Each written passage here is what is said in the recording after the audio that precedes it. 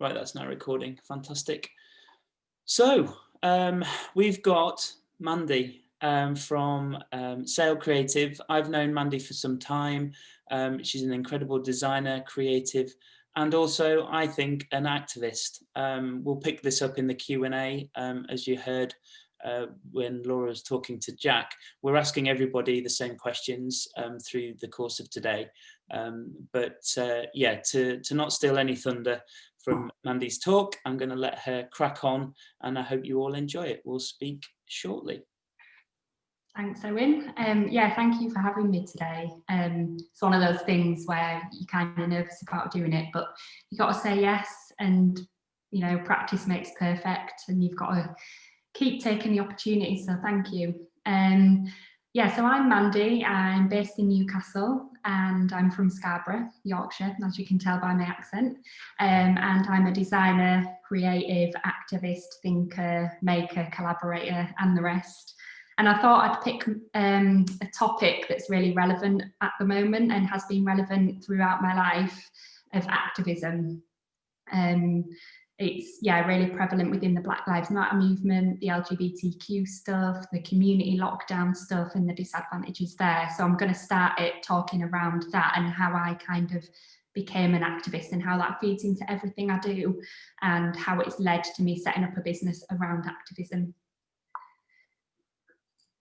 So I thought I'd start with a bit about me, just to give you a bit of context. So I'm 33, soon to be 34. I'm very much an extrovert introvert, so I can come across as quite confident, but really I am very introverted and reflective, and like a lot of time on my own, and I think that's what brings out my best kind of ideas. I'm an avid overthinker, so everything, I'm a bit of a worrier. I like to do the best at things. I was still prepping this talk this morning because I just wanted it to be as good as it can be. I'm partnered to Alice, who's a forest school teacher, which is awesome because it's the total opposite of what I do. Yeah, I'm in Newcastle. I'm a dedicated activist, and I put learner on there because I'm always learning. Like, being an activist is about allowing yourself to make mistakes. Sorry, Mandy, it's not moved on a slide. Has it not? Well, I can't see that second slide, sorry. It's saying it's, my screen sharing's paused for some reason. Sorry.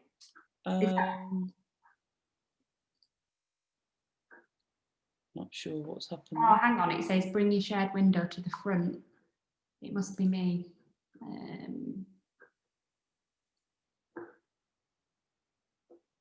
There we go. Yeah, that's moved on. I think it's if I do it in full screen, it's not letting me. Okay, that's fine. So I'm just going to keep it as that. Yep, that's fine. Thank you. Yeah, so I'm a dedicated activist, always learning. There's always more to learn. I hate this thing around cancel culture. You know, if people say the wrong thing, you're immediately a bad person. Like, we're all learning. And a bit about the kind of professional side of what I do on the right-hand side. I'm 4 years into owning and running Sail, a creative studio. I've been in design for 10 years, and that includes studying. So I didn't start until I was 24. But I've been in the world of work for 17. So I left work at school at 16 and went straight into work. I'm a trustee at Open Clasp, a new trustee, a theatre for young women and girls. And that's a very new role, again, just kind of taking opportunities, even though I feel like I have no idea what I'm doing. And I'm about to start lecturing at LCC, London College of Communication, on design activism, which is a bit mad, really. But yeah, I start that properly on Tuesday. What an opportunity.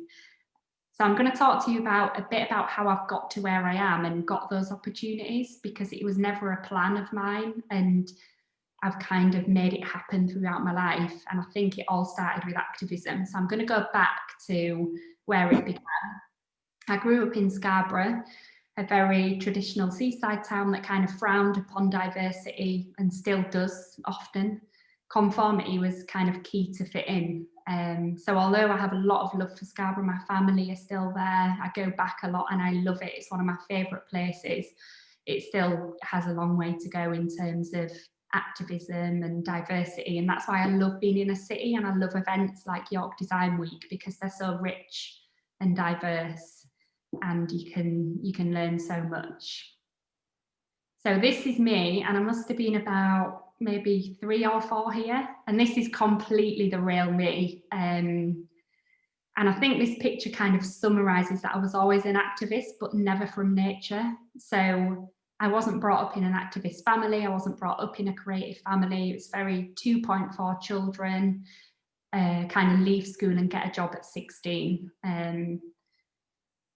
And I read the other day that children start conforming when they're around 10. So I'm going to show you a horrendous picture of me when I was about 10.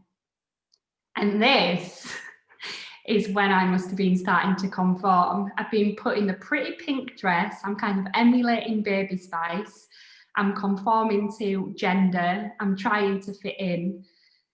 And I look so miserable. And I think 10, in this book that I was reading, it said 10 is the age that you start observing and thinking, even subconsciously, and that's when you start trying to mold yourself to fit in.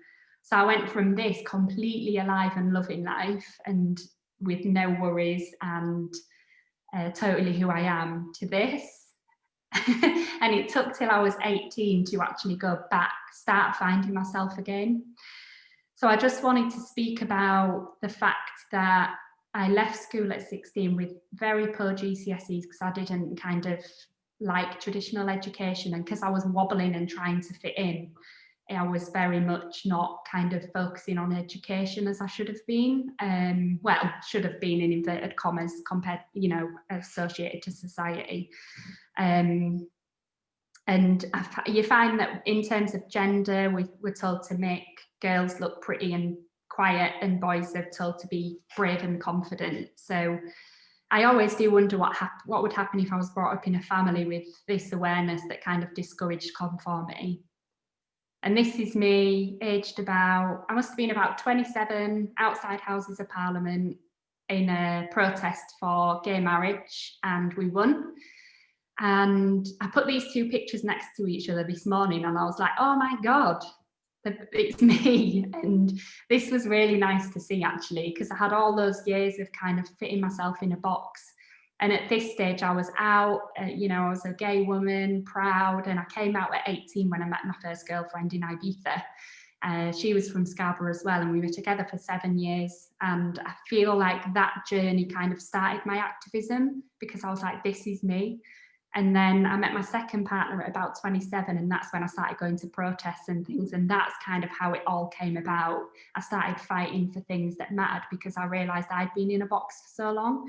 So activism is now such a big part of my life in every area. And it's about action, so I try and always read and learn. Probably, and you always need to make sure you give yourself a bit of a day off as well, because it is quite tiring.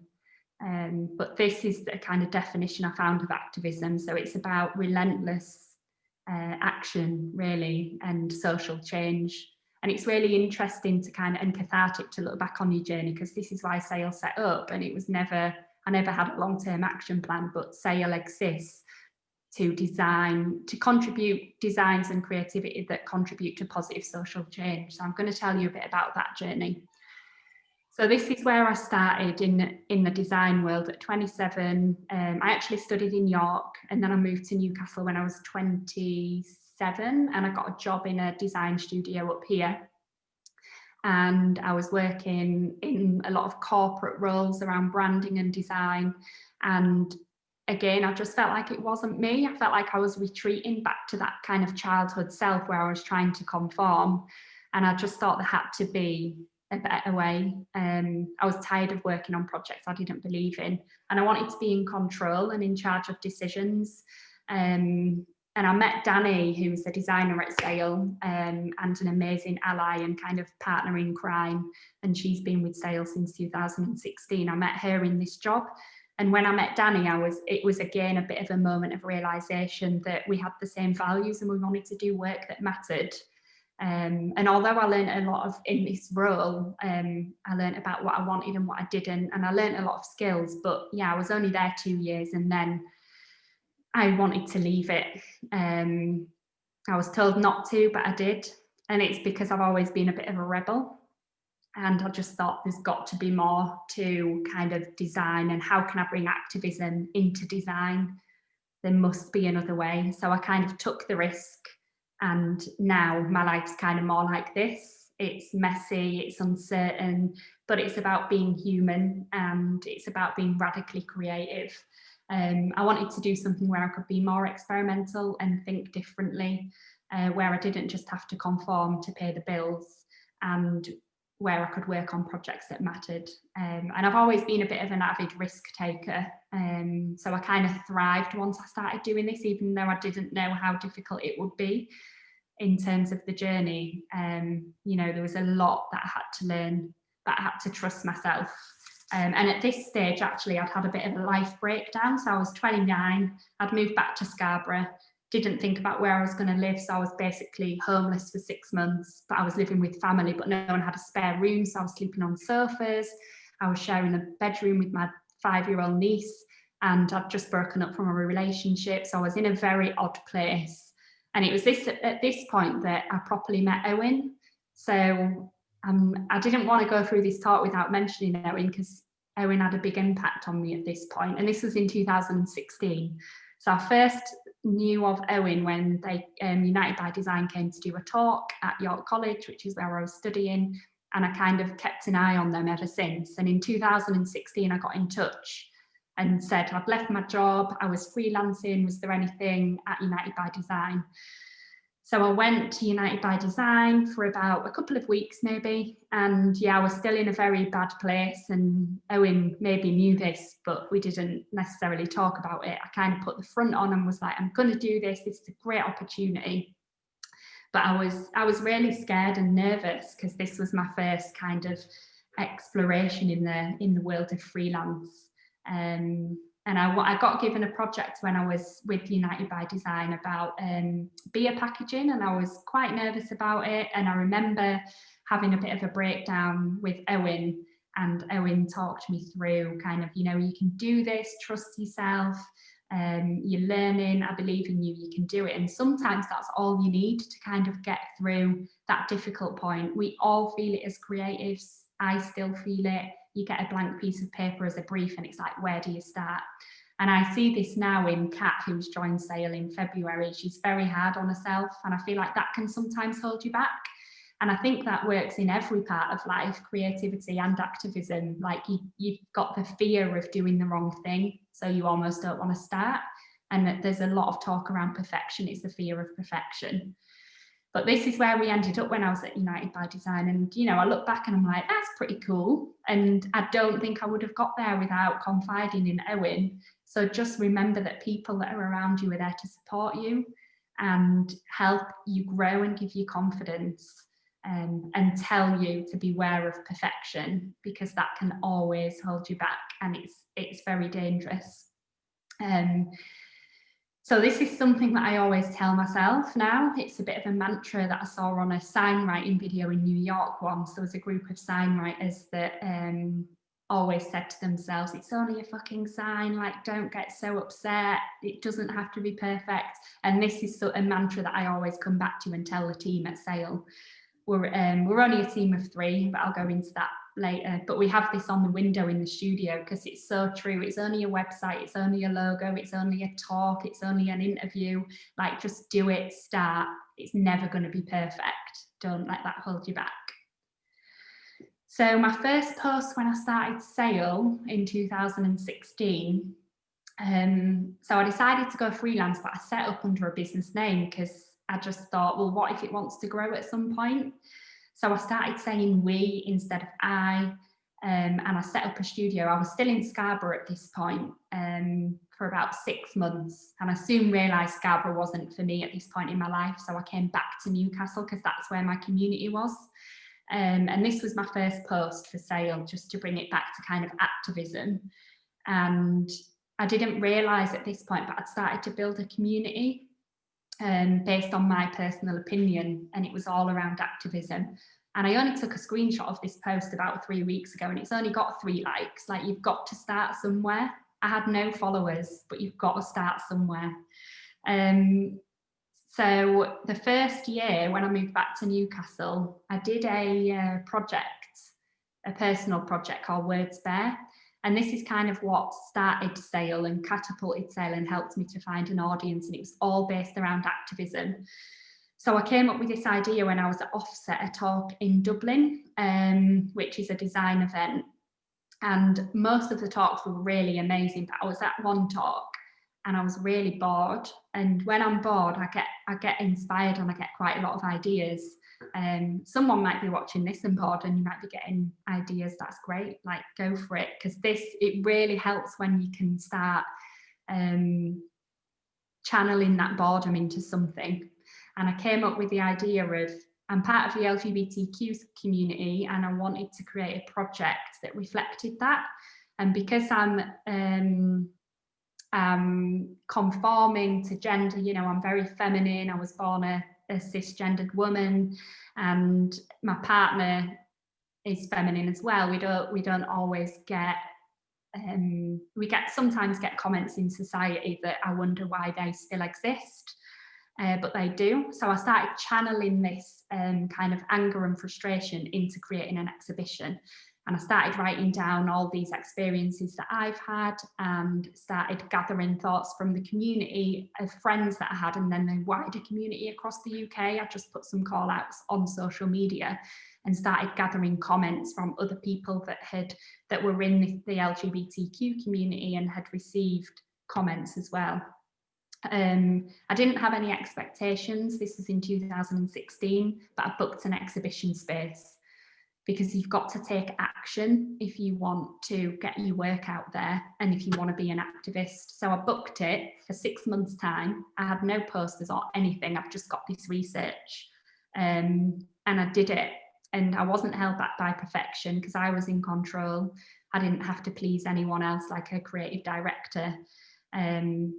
And it was amazing. And it went around Newcastle and the Northeast for 4 years. And it really helped me find my community. So my first client as sale was found through Words Bear, the first exhibition that I did. And that was Curious Arts Festival, which is an LGBTQ arts festival. And it was a pro bono project. So I approached them and said, can I do your brand? We'll do it for free. And that's kind of how it started. I was living on literally peanuts. I was taking free projects. I was renting a room from my friend, a single room, for £10 a month. And I was living on universal credit for the first year. And I had to make a lot of sacrifices because of that. You know, I was 29, most of my friends were settled down with a mortgage and a house. I was living in house shares in a single room, living on peanuts, trying to just make it and make those sacrifices. So that's kind of a piece of advice that I'd give, like, make the sacrifices. This is just some of the work that was in the exhibition. Yeah, make the sacrifices and challenge opinion where it is safe to do so. You know, we're based in the UK, we're in a very liberal country, thankfully, and I think we almost need to take responsibility for that and try and be part of the change and the wave. But yeah, just do it where it's safe to do so, and do it with something that you care about. Normally it's from experience, such as Words Bear. You know, it was personal experience that brought this to life for me. So it might be something that matters to you personally, or matters to a friend, or matters to a family member. And that's often where you start to find your activist kind of passion. And I was lucky enough to start bringing this into my work full time, because I worked for myself, but it wasn't easy. So I always come back to this illustration, because it genuinely, I'm sure Owen can relate, and other people that are self-employed, it's literally the life of a business owner, of an entrepreneur, and I feel as an activist, because we're so hard on ourselves, and it's really hard. I've been doing it for 4 years and I still have this up and down through the weeks, thinking, what have I done? Is this the right thing? Should I be doing this? Should I quit? But it's so worth it for kind of the highs. It's about taking that risk and not being scared to kind of fail, and yeah, just being gentle to yourself. And when you're having the hard days, whether it is about activism or creativity, and you've got a bit of a block, just take some time out and reflect and do something completely different. Go for a walk, and just give yourself space and be kind to you. So yeah, just don't be scared of risk and don't be scared of failure. There's quite a few stories that I've got in terms of failure and sale. So when I first started in the first year, I nearly quit. a year in because I was like, this isn't working. But I had a bookkeeper at the time, Julie, and Julie said to me, do not quit, you can make this work, like you're making money. And sometimes you just need that bit of, like when I met Owen and I had that a bit of a breakdown, you need somebody from the external perspective just to support you a little bit and be like, it's okay, you can do this, keep going. And it's about facing the fear. And don't be scared of saying, yes, I did the exhibition, I'm doing this talk today, I'm doing a lecture on Tuesday. You know, these are all really scary things for me personally. And it's about saying yes, because yes gets you far. And if everything had to be perfect, we wouldn't do anything. So I'm just going to talk to you a bit about sale now. So year one, I think I turned over about 10 grand. You know, I was doing work for free, I was living on peanuts, but I made a lot of sacrifices in my personal life to be able to get to where I am today. And year 2 to 4, I was still realizing how hard it was. It was just me, I was doing everything. Year 4, I am still doing everything, but I've got a little mini team. There's 3 of us and they're amazing and proper allies, and they care about what I care about, and they are sale. It's not just about me anymore.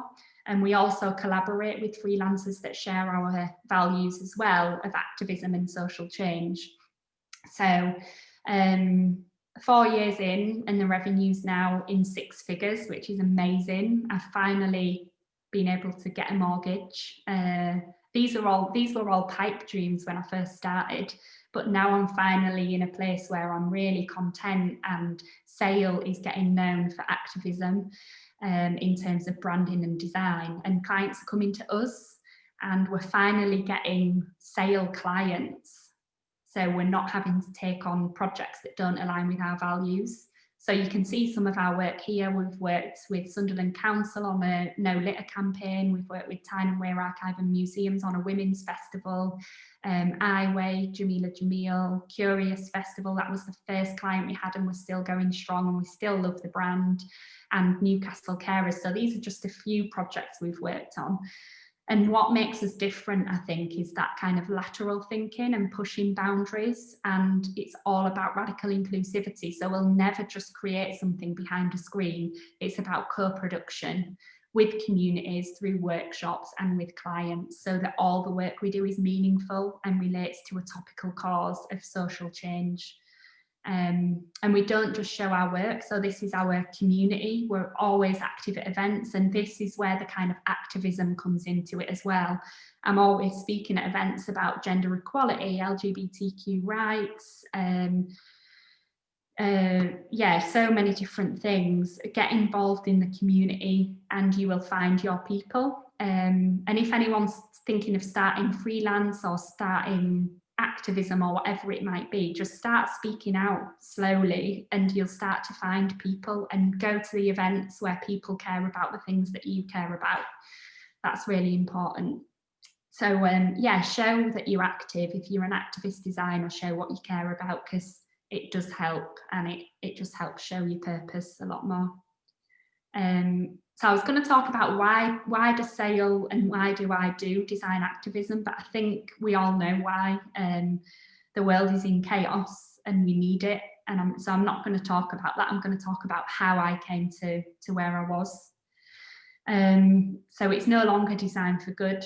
Every studio's saying design for good, every creative. Most jobs that exist are all about good for the community, well, a lot of them, especially in the creative sector. But it's no longer enough just to say it. It's about activism and action. You've got to get out there and fight for the things that you care about, and believe in yourself as well, because nobody else will necessarily.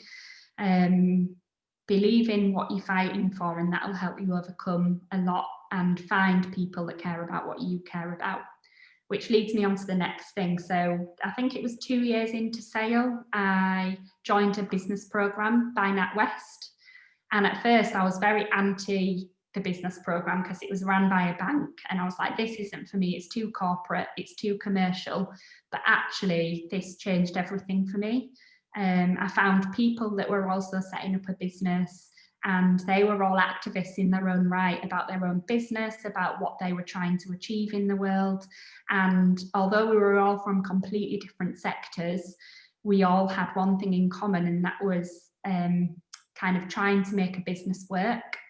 And I had a mentor on this program, so I was on the program for 2 years and it was fully funded.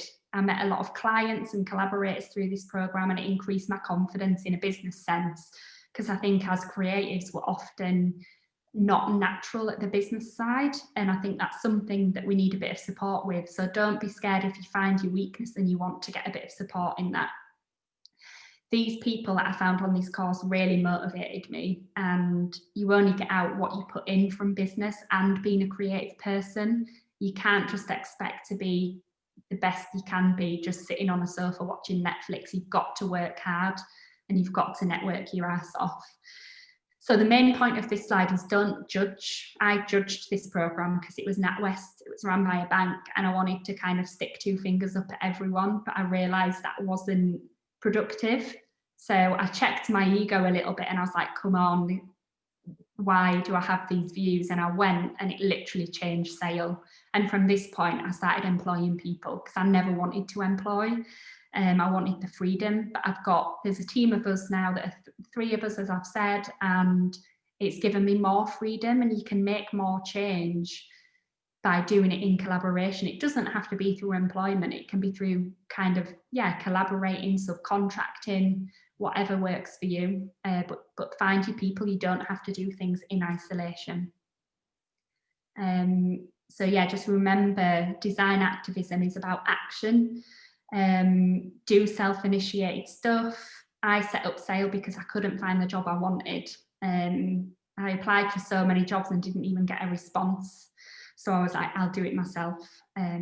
So take action and always learn, and you will grow and you will get to where you want to be. But don't just say you're going to do it, because there's no point in saying it if you're not going to do it, because it doesn't get you anywhere. And this again is one of my favourite sayings. I say it to myself all the time. If you want to make change, you've got to take action. So how do you find your passion that can influence you as a designer or a creative? How do you find that? And it's what gets you out of bed on a morning, what keeps you up at night, what do you have an avid belief in, what needs to change? And think about this, because that's the thing that should drive you, and it'll help you find what you love, and you can start weaving that into your work, and then you can start making money from it. And that's amazing, because it's what you love and what you're good at. And if you can sell both of those things, that can be your living as well. So I love what I do, even though some days it's really hard. I love getting out of bed on a morning. And as you know, mine started with LGBTQ rights, and that was Words Fair, the exhibition. And it wasn't a job. I didn't make any money on it for 4 years. It was just challenging society on something that I love. So be proactive. It doesn't happen overnight. You have to make it happen. And I've got a mentor who is amazing. He's been in the industry for about 20 years, very successful. And the 2 things he says to me is work hard and be patient. It doesn't happen overnight. Because I think we're often hard on ourselves, not just in business, but as creatives. It's not going to happen overnight. We're always learning our craft. So just always explore and experiment. Even in your own time, it's a process. It doesn't have to be perfect. Go to places that care about what you care about. So I'm often going to protests or talks, or now online with Zoom, like it's more accessible than ever. Go listen to what other people have to say about what you care about, and immerse yourself in communities. We've done a lot of talks, and we go to a lot of events that kind of support our cause and Sale and what we do. And it doesn't have to be, you don't have to be a loud activist. You can be a quiet activist. It can be a tweet. It can be sitting around the dinner table with your family. I still have this, like my family might talk about race or immigration in a negative way. You know, some of my family still buy the Daily Mail and vote Brexit. And I have to constantly challenge them, even though it's our relationship as a family. like I have a duty to challenge them, and that's not on a public stage. It's just having a cup of tea, like saying, well, why do you think that? So just encourage that openness and conversation. It's not about shooting someone down if they have a different belief. It's about understanding why they have that and kind of challenging it. And it also might be a decision of where you buy things. So being an activist can be as simple as, I'm not going to go to the local coffee chain because I want to support an independent. So it can be as simple as that. And this image I really love because it's about your network. As I've said already, it's everything, and your network starts to become very joined up. Like in the 4 years I've been doing sale, everything's interconnected because we're in an activist space. So we've carved out a bit of a space for us, and we see the same people, they refer us to other people. It's grown because it's been organic and it's been really authentic.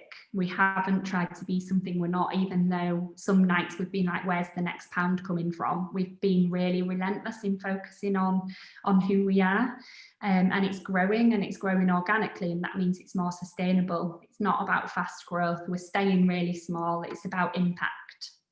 And this is something that I always use as a creative, like I've already said, and as an activist, like, don't let perfection hold you back. Some of you might know James Victoria. He's amazing. His book's great. I recommend it. I'm still learning the problem with perfection, and I've learned the hard way from when I was working with Owen and I wanted it to be incredible, to now where I'm helping Kat, who's a designer at Sale, by saying it doesn't have to be perfect. Let's just get the concept out. So just don't let perfection hold you back, because it can be really damaging, and it can stop the experimentation as well. Clients also have different expectations to designer. Not every piece of design has to be an award-winning piece of work. You've got a skill, believe in it. So activism and design aren't about being perfect. They're just about action. Stay focused. Don't try and be everything to everyone. If you niche, it's much easier, as we have. Although it's a long game, you've got to be patient. Say yes to certain things. So this is an event that I was at. I think Owen was here as well in Leeds. I was speaking on the Design Business Association panel about being a small giant, and I was alongside DBA and Elmwood and Thompson Brand Partners and Arup. And that was amazing to be asked to go speak. I'm the only woman, so whether it was like a tokenistic thing, I don't know, but I said yes. And what was amazing is I'd applied for 2 jobs with 2 of these people on this panel and not even got a response. So when I was at the talk, I made a really valid point of saying that, because I just thought, that's hilarious. I've made applications, not heard anything, and now I'm on this talk. And this kind of refers, I still do this 4 years later. So I've said yes to lecturing at LCC on design activism. I've never lectured. I've only done a couple of guest lectures, but I've said yes, because you've got to try, and that's how you learn. That's the best way to learn. But say no to. So the projects that you don't take on often say more about your values than what you do take on.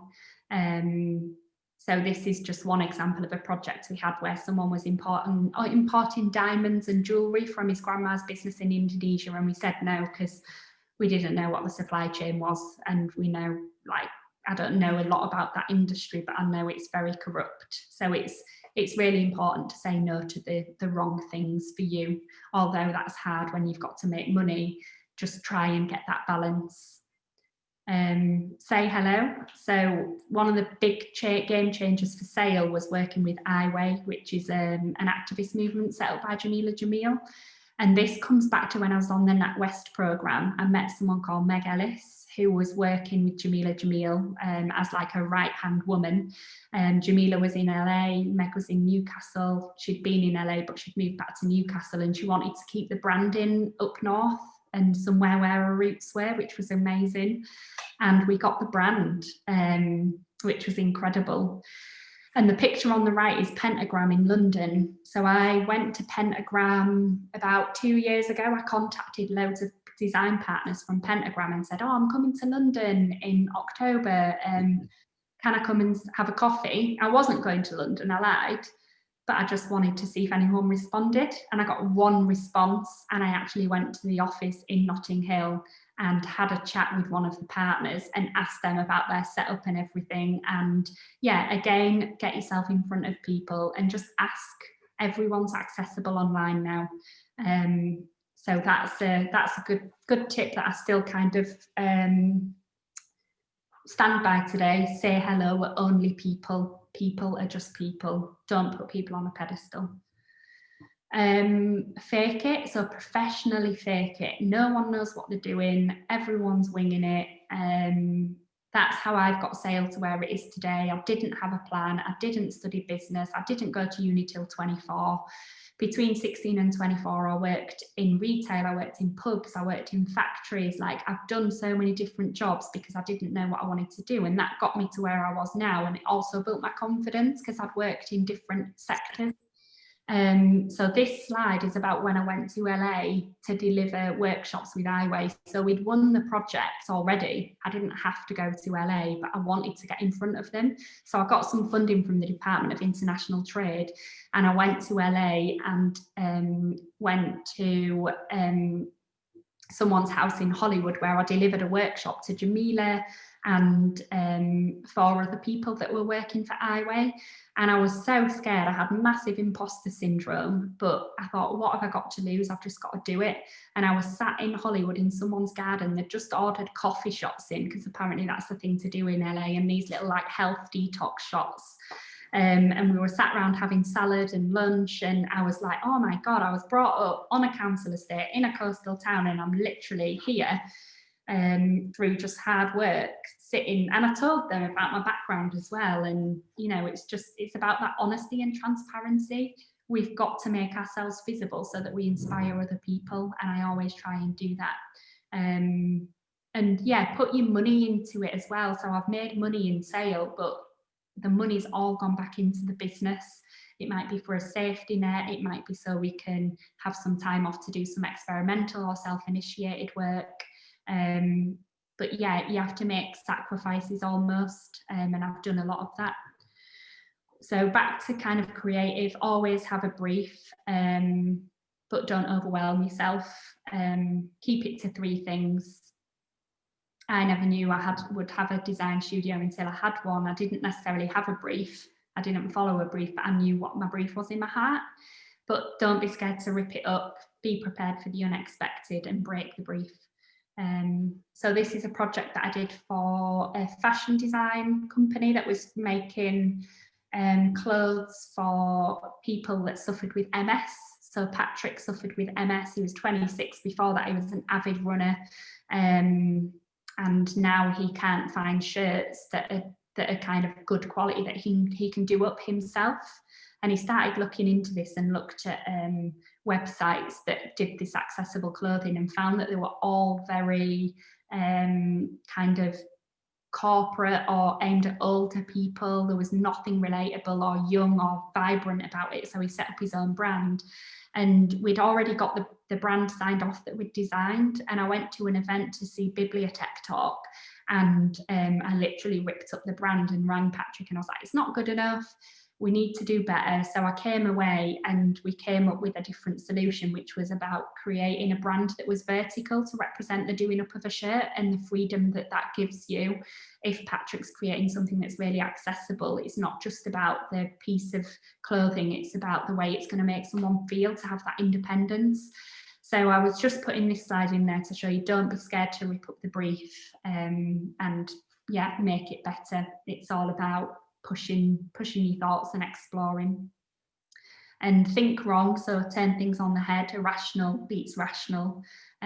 Always push yourself. Ask clients to give you space. Often we'll have clients that are just too close to what we're doing and trying to control everything, and we'll say to them, can you just give us 2 weeks to kind of look at all the insight and discovery that we've done with you, because they can be a roadblock. So make sure that they give you that space to be experimental, because sometimes you can't hear your own thoughts if a client's always there pressuring you or trying to give you different ideas. So don't be scared to do that. Always have a concept. So going back to the mode politics stuff, design isn't just about looking good, it's about a substance, it's about movements, it's about not just adding to the noise and finding a hook that really represents what you're trying to do as a creative and what you're trying to communicate. Make sure that it's meaningful. And in the world of activism and creativity, whatever field you might be in, always absorb and learn. My reading list is just never ending. And I've never read so much since I've had a business. I absolutely love it because you can learn so much. Look at work that's out there, look at buildings, look at architecture, look at adverts, campaigns, ask yourself why it's good and constantly learn and be curious. So I think curiosity is a really important trait to have as a creative, and we naturally all have it, but we sometimes have to squash it because we're working for a studio that just wants us to churn out work. But try and give yourself space to experiment and learn, even if you have to do it in your own time. And read about different subjects. It doesn't have to be just about design. It could be anthropology, it could be racism, it could be gender equality, it could be anything, and it's so accessible. You can listen to things on a podcast, you can read about it, you can talk about it. Believe in yourself. So back to the accountant story where I nearly gave up and didn't. Believe in yourself, and if you're having a wobble, pick up the phone and just speak to someone who has perspective. But be prepared to put your needs aside as well. So if you do want to go down your own path, be prepared to kind of sacrifice your lifestyle and your social life, live cheaply. It's long hours and it's hard work, but it's worth it if that's what you want to do. Be kind, so lift people up, just as Owen has in the past few years that I've had Sale by asking me to do things like this. It pays to help people and they will pay it forward. That's why I want to do talks like this, because I've been there and I know how hard it is as a creative or as an activist, and how you need people around you to just give you that little bit of support. Always give people your time, because you never know when your paths may cross. Again, find people that care about what you care about and keep in touch with them, because tribe is everything and it goes a long way to stay in touch with people. It's so joined up, like I said, the sector and activism and creativity, that you can get to know people really easily and enjoy it and have fun, but be kind to yourself as well. Just keep at it. It might be hard work, but it's so worth it. I'm just going to show you a show reel now.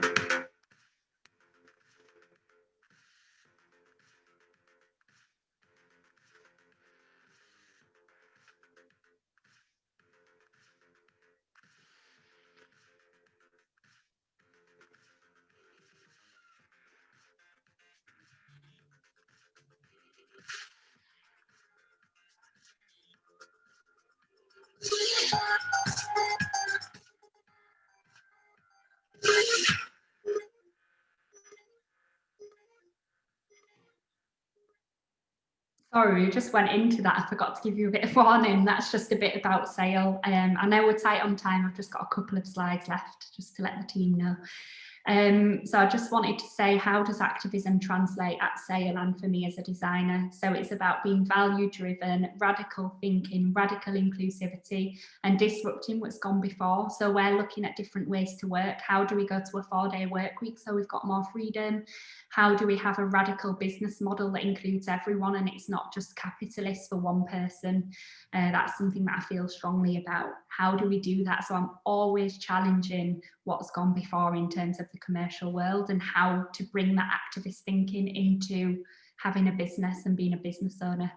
And what's next? So we've got the LCC Design Activist Lectureship. So I'll start that on Tuesday.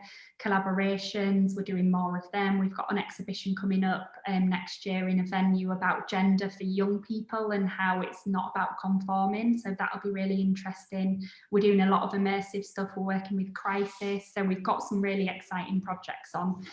But yeah, the main thing is just stay true to what matters to you. And a few more of these things on these slides. It's like, always be curious, ask questions, enjoy it. We're only here once. don't take it too seriously as well. I can do that. It's not always helpful. And remember, it's only a logo, it's only a talk, it's only an interview, it's only a design. Like, be gentle and kind to yourself as well. And thank you very much. Fantastic, Mandy. Thank you so much.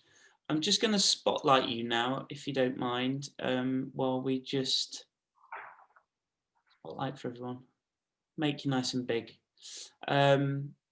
We've asked people to pop things in the chat, Mandy, so if you could stay around maybe and just answer a few questions on the chat, that would be lovely. If not, obviously, maybe pick some questions up via social. That would be amazing. We've got a thread running through all of these talks, which I've hopefully, I think I sent it to you, some initial questions that hopefully ties all of these talks together. But just quickly, thank you so much for mentioning me. Didn't expect that at all. So thank you, that's really kind. And it was quite memorable when we first met. I think it was one of those occasions where really seeing somebody else's perspective on life and where they are made a bit of an impact on me. So I appreciate you highlighting that, and I'm pleased that you've gone from strength to strength since then. You've inspired me, so I think it's reciprocal in that sense. So yeah, all good. Really inspiring talk. I think there's a lot to digest in that. You very much sprang to mind when talking about kind of our major theme this year for York Design Week. So talking to Laura and Millie about who we could speak to on the Sunday sessions, you've really kind of encapsulated that. So that's fantastic. And I hope that, for all people who are listening, I think there's a lot to learn from some of the things that you've raised, and hopefully those small things can grow into bigger things as well. So that's fantastic. I'm just going to jump to these questions, if that's okay. Yeah, sure. So yeah, we're basing the questions on the themes of this year, and to get straight into activism and being an activist, I think you've got this pretty much nailed, but do you see yourself as an activist? Definitely, I think you all know. Yeah, thanks for all listening. And that was a lot when I was talking. I was like, I'm trying to get so much in here. So I'm really sorry if I overwhelmed everyone. But it's just, yeah, obviously you can see I'm passionate about it. But yeah, definitely an activist in every area of my life, but didn't become an activist probably till I was 26. Like, outwardly, I didn't know. So yeah, I'm definitely always going to be an activist now. It's fun, always challenge the status quo. I think that's something that I've found with your work and your approach, that actually you do make it fun and you make it open, both personally and in your work, with Sale. It's something that I think I personally have a fear of sometimes, when, even having a conversation with something about something that is, can be quite big. Sometimes it becomes very serious very quickly. But I think even you describing it with your family, over a cup of tea, it doesn't have to be up against each other and having a fight. It's about a conversation. So just in addition, is there any one thing that you'd really like to change, or maybe that you haven't necessarily started to explore with some of your work or personal life? I think just what you said, Owen, not being scared. Because, if I talk about a topic that I don't know loads about, like racism this year, I've always been anti-racism, but I've never necessarily had the conversations that I need to have about it. And I think this year's made me check my privilege and try and put myself in a person of colour or Black person's shoes. And I've started reading a lot of books on it. And now I feel like I'm almost equipped to start having conversations about it, even though I'm still learning. I've got a lot to learn. I think it's just that awareness of, let's stop this cancel culture of people shooting each other down if we have different beliefs, because aggression really doesn't work. It just fuels the fire, really. It's not productive. So yeah, I think just awareness and conversation. I think the word activist can be quite a scary word. Like, if I said that to my dad, he'd be like, whoa, what does that mean? are you a scary feminist and activist? And, you know, it just wouldn't connect to that as a word. So I think it's just speaking to people in their language and trying to understand everyone's learning and finding the way and got different points of view. Yeah, great. Listening as much as talking, definitely. Yeah. Easing quite nicely into play.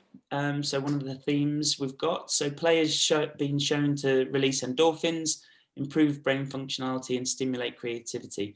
But there is often a misconception that play is only for children as part of growing up.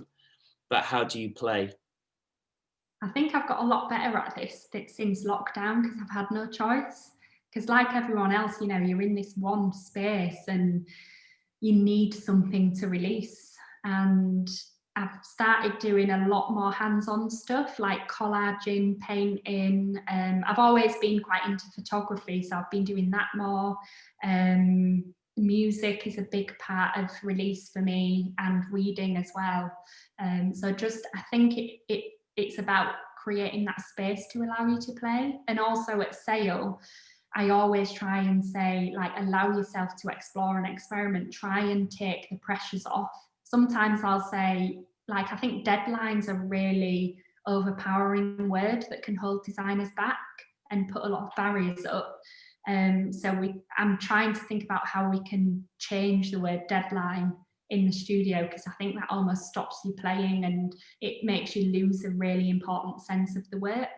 So yeah, linking it to work, I'm trying to work on that in terms of bringing more play into our studio, and also, yeah, in my own life, just giving myself space to try different things. I've never painted before apart from at school. Why do we stop doing things? I don't know. It's a good question. It's a really good question.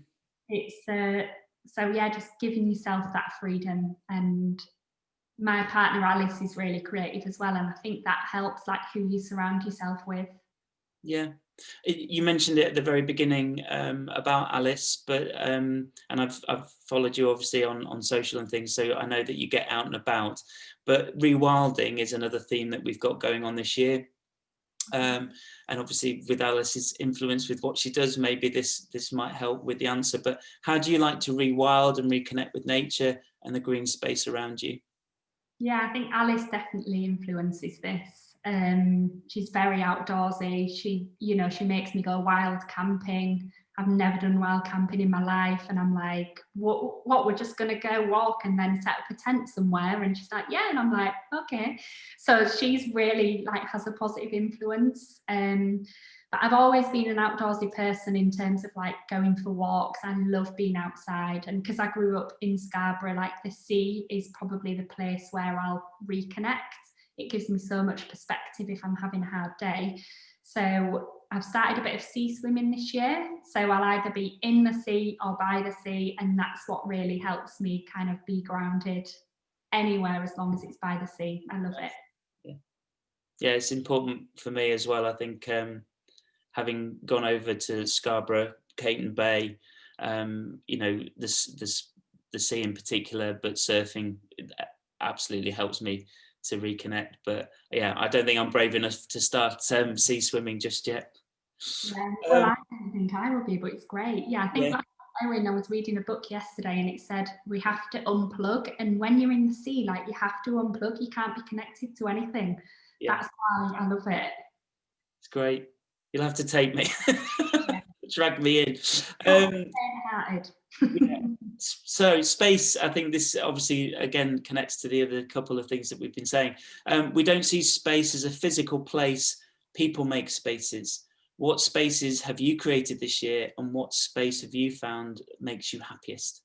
I think for me, it's about me time. I've always shied away from that and been so busy, but lockdown has made me realise, like, how much I love just recalibrating on my own without anyone. I do a lot of writing now, and just sitting with my own thoughts and creating. And I think it's creating that metaphorical space and time for yourself. That's what I love. And that's, yeah, definitely something I'm going to keep. Lovely. Trust. What do you trust in? The process. always. Like, you're never going to have an answer overnight, ever. And if you do, it's not going to be your best work. Maybe it will, but it'll be a fluke. So yeah, just trust the process, do research, read, don't just jump to screen, have conversations if you're trying to answer a brief. And in terms of trust in life, myself, I've learned to trust more, and my own ability and my decision making. I'm always trying to be better and reading up on how to be a better person or challenge myself. So I think trusting in yourself is really important. Yeah, not relying on others too much, but building a life that's sustainable for you as a person without anyone else's influence. Like, how empowering is that? Yeah. So, and that comes back to space and nature and creativity. Yeah, all the questions you've asked bring you to help you to trust yourself if you allow yourself to do those things. Yeah, and you can enjoy those other things because of that. Like you say, it becomes more empowering, doesn't it, when it has that knock-on effect. Definitely. And then finally, also some of the things you've already talked about, but share. October the 10th was Mental Health Awareness Day, and we've seen a lot of campaigns around keeping the conversation going this year. This year has been very isolating for many people. Have you had to learn new ways of sharing and opening up? I've always been quite open with people around me. So I'm very good at asking someone how they are and talking about them. But I'm not very good at doing the opposite. And I think the past few months have made me realise how important it is to, again, give myself that space to write and understand my thoughts. Because I'm very much a person that will put other people first, and that's sometimes detrimental to your own mental health. So you've got to have boundaries. I'm rubbish with boundaries in every element of my life, and I'm trying to get better at it. And I think just sharing that with myself and being aware of it is really good for my well-being. But yeah, I will always ask friends and family how they're doing, and send them a little something in the post. And we're all busy, like sometimes you forget, but even just a phone call or a message saying, how are you doing? Is there anything that you want to talk through? You know, if you know a friend's been through something, just be there for them. But you have to be well yourself. So always remember that you've got to prioritize your own well-being so you can be there for others. Yeah, I think that's a really powerful way to end, Mandy. I think, absolutely looking after yourself, it's something I know that I've learned, and only because of people like yourself, where you are talking to each other, and you have to make that space for yourself. So yeah, an amazing talk, Mandy. Thank you so much for your time today. One of 2 live sessions, and I think I'm really chuffed that you did opt for the live option to be part of the Sunday sessions for your Design Week and Bright Young Things takeover. So I'm going to unspotlight you now and stop the recording, but please stay around if you can. Thank you